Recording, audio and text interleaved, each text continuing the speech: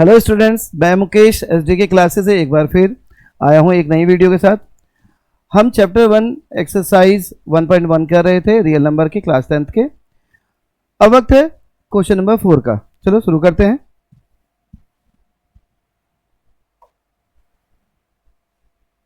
Question number 4। Question number 4 है आपका, given that HCF of 306 657 equals to 9 and LCM हमें find out करना है। हमें यहाँ पे दो नंबर दिए गए हैं, एक है 306 और एक है 657, और हमें इसका एचसीएफ दिया है जो कि 9 है। तो जो हमारा रिलेशन है HCF LCF between two number, हम उसका इस्तेमाल करके इसका सॉल्यूशन करें। चलो सॉल्यूशन करते हैं। गिवन है एचसीएफ ऑफ 306 657 इक्वल टू 9। हमारा जो फॉर्मूला है वो है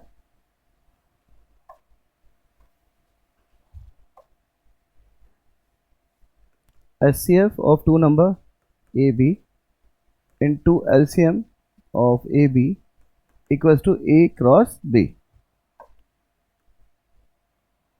तो इसका मतलब है कि HCF हमें दे रखा है बेटा 9, और जो LCM है हमारा पता करना है हमें। LCM वो है यहाँ पे 306 into 657 equal to product of two number. पहला नंबर है 306, दूसरा है 657। हम क्या करेंगे, 9 इधर प्रोडक्ट में, हम उसे डिवाइड में ले जाते हैं। LCM 306, 657 इक्वल टू है 306 इंटू 657 डिवाइडेड बाय 9। 9 से कर लेते हैं। 657 लार्ज नंबर है, इसको काटते हैं। 9 7 जा 63, 2 9 3 जा 27।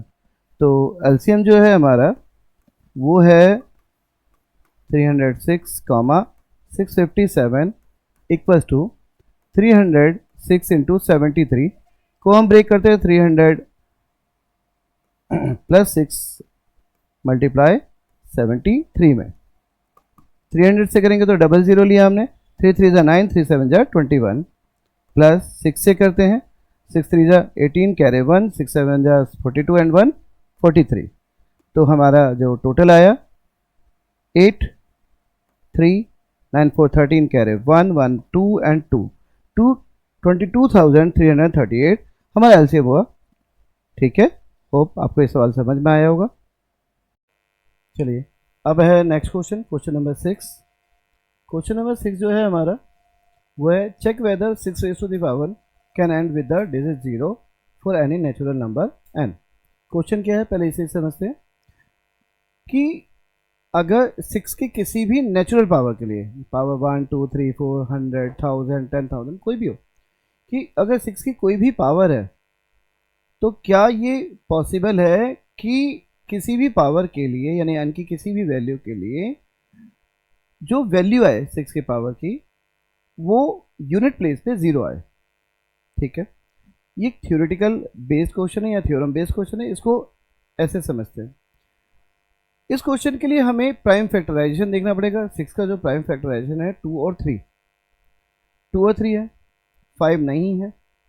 इसका मतलब है कि कभी भी ऐसा नहीं होगा कि 6 की पावर n के लिए जो प्राइम फैक्टराइजेशन है वो 0 हो। वजह, अगर किसी भी नंबर के यूनिट प्लेस पे 0 है तो 5 का एक फैक्टर होना जरूरी है। 6 का जो प्राइम फैक्टराइजेशन है वो 2 और 3 है। इसका मतलब ये है कि 6 के केस में कभी भी किसी भी पावर के लिए जो टर्मिनेशन है वो 0 नहीं होगा। चलो अब इसे आंसर के फॉर्म में लिखते हैं। Question 5 answer,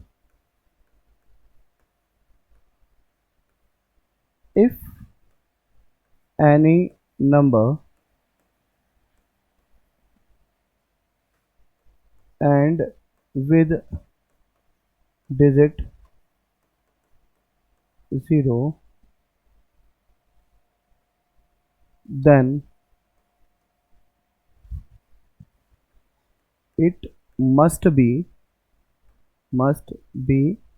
divisible by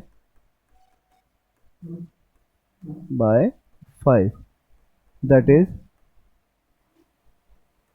5 must be a prime factor of that number. Here prime factorization of 6 raised to the power 1 is 2 into 3 whole raised to the power n, that is 2 raised to the power n and 3 raised to the power n, which not involve 5 as a factor. Hence, for any value, hence for 6 raised to the power n, here n is natural number.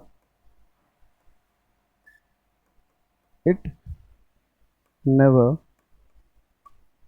be and never be and with digit 0. तो ये question हमारा solve हो गया है, हमने answer लिया है। हमने कहा कि इस क्वेश्चन को दोबारा रिवाइज कर दे रहा हूँ कि यदि if any number end with digit 0 then it must be divisible by 5, that is 5 must be a prime factor of that number. यदि किसी नंबर को डिजिट 0 से एंड होना है तो इसका मतलब है कि वो नंबर 5 से डिविजिबल होगा, या ये कहें कि 5 उसका एक प्राइम फैक्टर होगा। यहाँ पे अगर हम 6 का प्राइम फैक्टराइजेशन देखें तो वो होता है 2 into 3 raise to the power n, that is 2 raised to the power n into 3 raised to the power n, which not involve 5 as a factor। इसका मतलब है यहाँ पे 5 कोई फैक्टर नहीं है। Hence साबित हो गया कि 6 की पावर n किसी भी n नेचुरल नंबर के लिए कभी भी डिजिट 0 पे एंड नहीं होता। ठीक है, अब